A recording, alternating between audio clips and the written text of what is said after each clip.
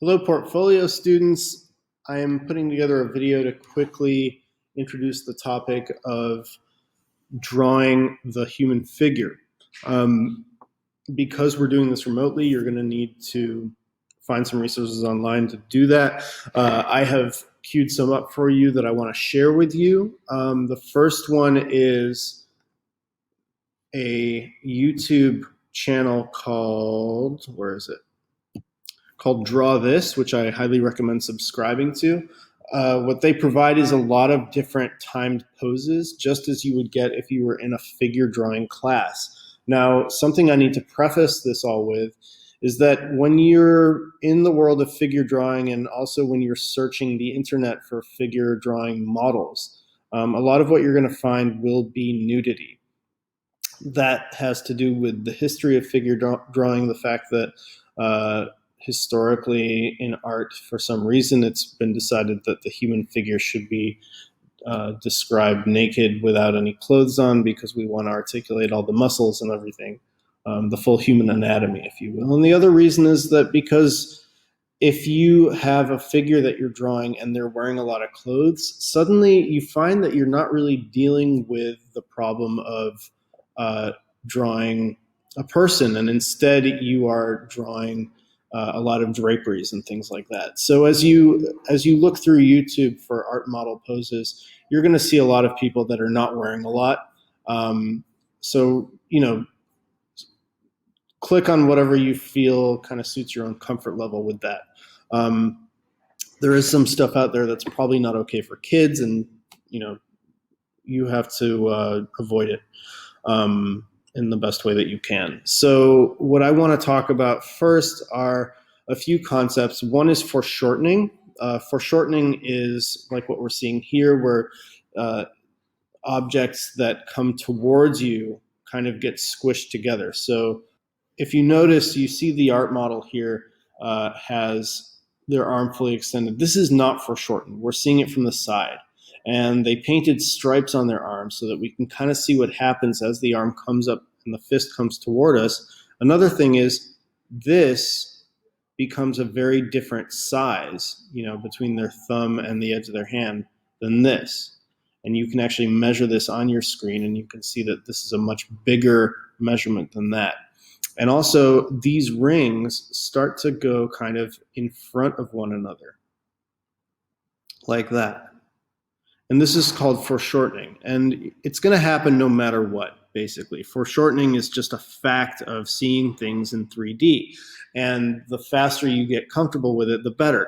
And what actually starts to happen is that drawings that contain a lot of foreshortening, artwork that contains a lot of foreshortening, is actually more interesting to look at, because once this thing is coming towards us, it's engaging us. Right? It's starting to enter our world, and it's leaving the world of the flat picture plane. So it's very important to kind of get comfortable with that. So let's go ahead and look at this. If you're ever looking for something to draw and Googling art models is just not doing it for you, I highly recommend going and looking at the wonderful wide world of sports. And that is because in sports, the photography that you get is always showing movement, and you get a lot of this kind of foreshortening. Notice how, like, we see his shoulder. Actually, let me switch colors. We see his shoulders here, right? Here's his shoulders. That's his torso. That goes along his back. That's in front of his hips, right? So everything is foreshortened. You're seeing his body kind of truncated towards us. And that is a wonderful thing when you're drawing. This creates a dynamic drawing that leaps off the page and is much more interesting to look at than, say, like the guy who's just standing there, right? Because he's just flat. So that is not something we're as interested in. So the Draw This videos, you're going to see that many of them kind of cater to illustrators. They have videos like this where somebody is wearing a costume. I'll turn the sound off because sound is really bad for these. But this will give you a chance, if you want to draw along with this, you would be able to kind of explore the pose in a way that, if you're just asking like somebody that you live with to sit for you, they might not be able to hold this for a long time. A really great thing about this channel also is that it gives you this timer in the upper corner. The timer is really important because you should learn to draw fast. At first, you're going to start out kind of slow and take your time, but the faster you're able to work, that means the more you're able to articulate in less time. And if you can draw fast, it also means that you are going to be more accurate at recording what you're seeing, because you're going to be able to spend more time looking and less time just sort of recording what you've just seen.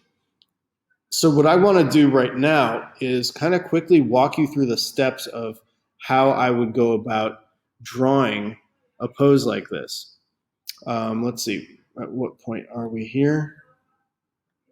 I'm going to kind of fast forward to the beginning of a pose.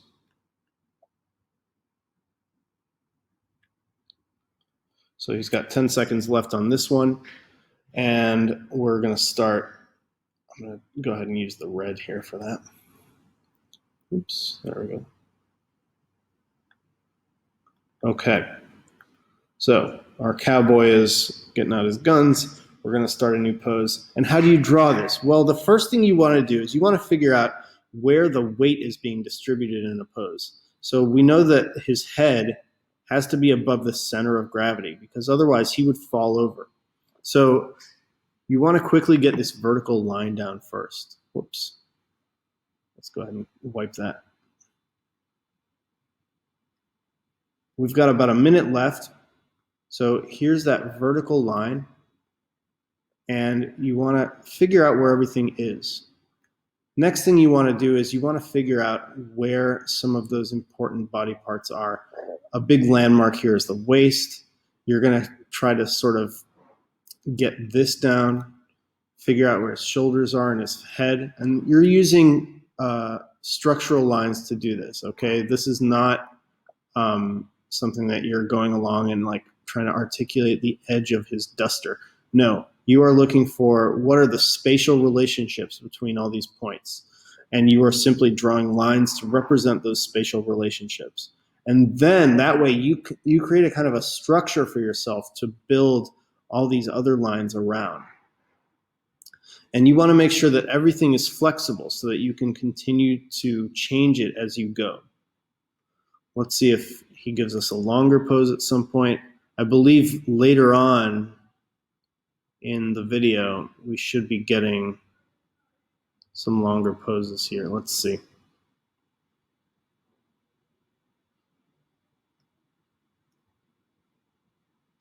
Here's our pose. I know it's going to change in a second when I start the timer. Here we go. So again, I'm going to start with this strong vertical line. I'm going to figure out where the head is on that line, and I'm going to figure out where the feet are in relationship to that line. Okay? And this is something you would be doing looking at it in person. Next, in relation to this line, we can start to see where things are, right? There's the knee, there's his waist, where are his shoulders, where are his hips, okay? There's always going to be lines that connect these things. Once you've got that, then you can start going in and doing this other stuff that is really important, adding these like really rockin' contour lines, things like that. So he's doing a nice long pose here. I would continue this. Maybe start with outlines like this, like I'm doing. Maybe start with a little bit more structural line work so that I can figure out what the angles are of these things. Like this back leg here goes like that.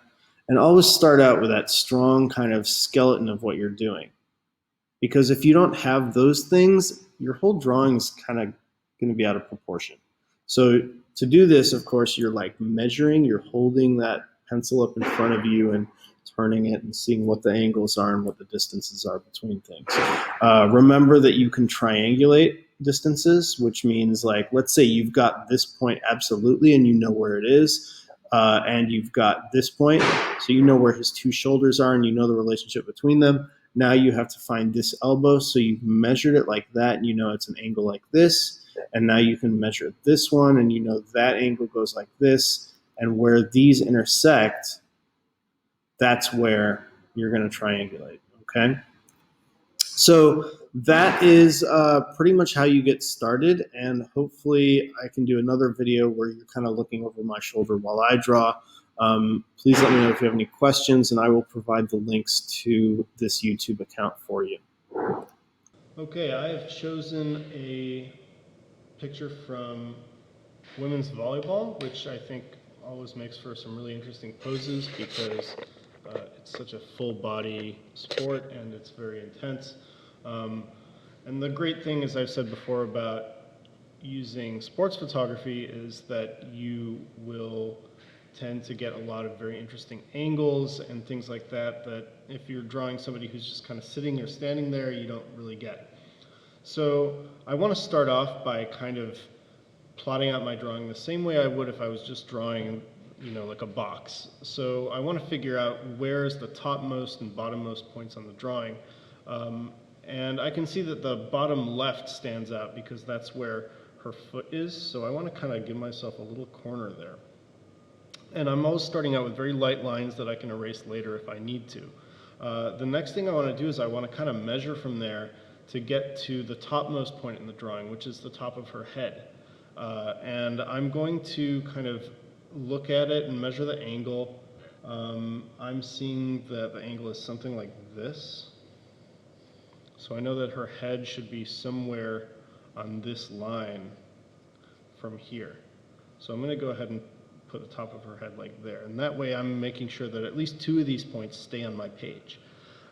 Next, I want to figure out the point where it's most to the right, and that's the tips of her thumbs.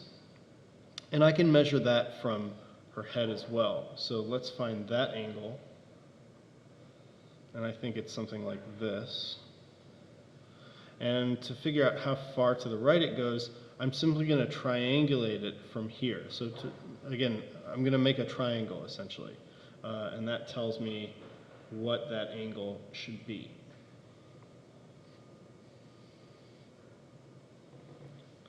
So I've got three angles, 3 points that represent kind of important marks in my drawing. I know that this one is supposed to be the top of her head, and that's why I drew this kind of arc-shaped thing here. Her thumbs kind of come to there, and I know that there's this kind of shape around where her fist is, and this is the edge of her foot, so I want to make sure that I'm articulating something about what that represents. Now, I don't know how big to make the foot yet because I haven't blocked in the whole drawing. To do that, I need to start adding some more components to it. So let's start with the head because that's a really important part of any figurative drawing. And in order to get the size right, I have to kind of look at the whole thing and figure out basically how big should the head be on there. And it's going to make a difference in where the rest of the body ends up. But to make this kind of easier on myself, I can also go back to this line that I drew and find it in the drawing and see where on that line did various things happen. And at about the halfway point is this part where her leg kind of sticks out from the shirt that she's wearing. So that's going something like this, and her leg is kind of coming down like that. What's happening here is it's getting foreshortened. And here you can see I'm now drawing observed lines. These are no longer structural lines. And that's because they're taking me from a structural point to another structural point. So I have to kind of figure out how it gets there. And basically everything, I'm comparing it to this, I'm comparing it to the verticals, I'm comparing it to the horizontals to figure out how it all kind of fits together.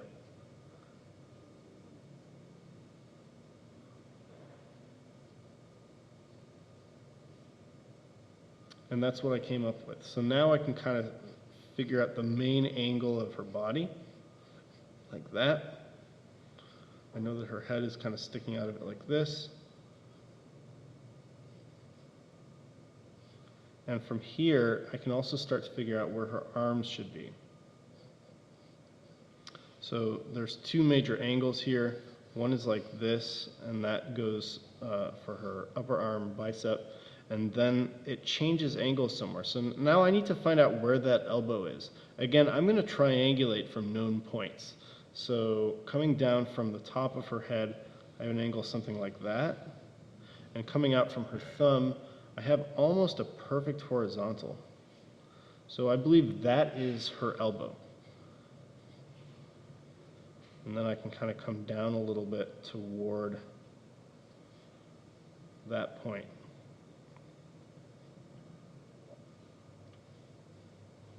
And now it starts to get a little bit easier. I can start to fill in with more kind of observed lines. There's a negative space here that I can use in between the two arms.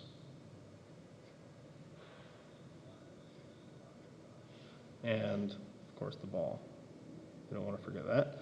Looking at the photo, it looks like the ball and the head are about the same size, so I can kind of use that to my advantage. Here comes her head.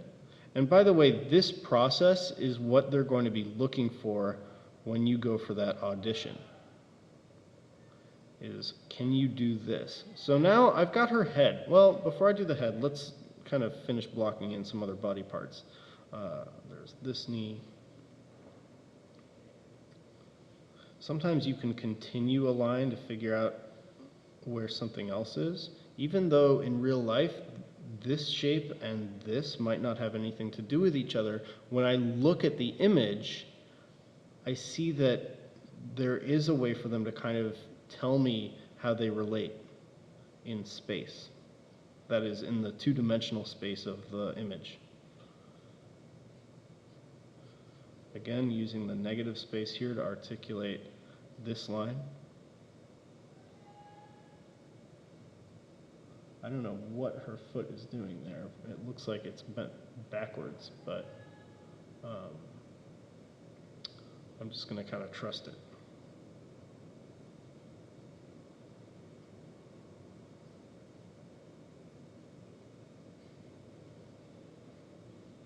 Maybe that's a little bit too thick. There we go. Something like that. So we've got this arm coming in. Now let's look at her face for a second, because it's important when you draw a figure at least to get some idea of where the face is so that it looks like a human being. You know what? I think I need to make this thigh a little bit skinnier here before I do. Okay, now, first thing I want to do is kind of divide the head up into the major components of face and hair. So that's kind of like this, and of course ear is right there. Next I can kind of divide what's showing of the face up into the point of the nose, and where's the eye? It's always going to be a little bit not where you expected it. And you don't have to do a lot. You're just trying to kind of make a few landmarks that tell you where things are. And we can go ahead and put in that amazing ponytail she's got. So now we've got a nice kind of basis for a figurative drawing. As we keep going, we can start to add more detail,